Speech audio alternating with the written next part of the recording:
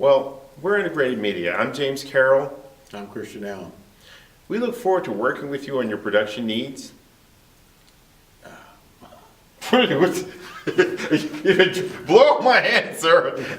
No, I think I'd just like to ask you, Christian, the reason why we got into production was really about being creative and getting into the arts. We've had a chance to meet a lot of interesting people. Who are some of the more interesting people you feel like you've worked with in terms of the talent and so forth? Mason, Michael Phelps, the old days, Rick James, Smokey Robinson. All right. I want to just ask you a couple of questions so we can look at it. Rick James. Working with Rick James. My first production ever in business, well, first ever live production was a music video called Ebony Eyes with Rick James and Smokey Robinson. And that was my first experience. I was a PA in the art department, working in my father's production company, New Genesis Productions at that time. That was way back in 1982. Tell me about the monkey, Chris.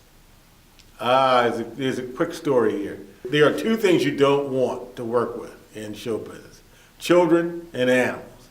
And on this one particular copy commercial, we had them both. We had a monkey and we had children.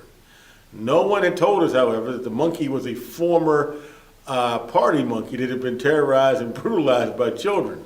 So when we roll the cameras, the monkey proceeds to attack the children. And it was just horrendous. But after the monkey attacks the children, he comes and sits right there next to me and puts his arm around me like I'm his best friend.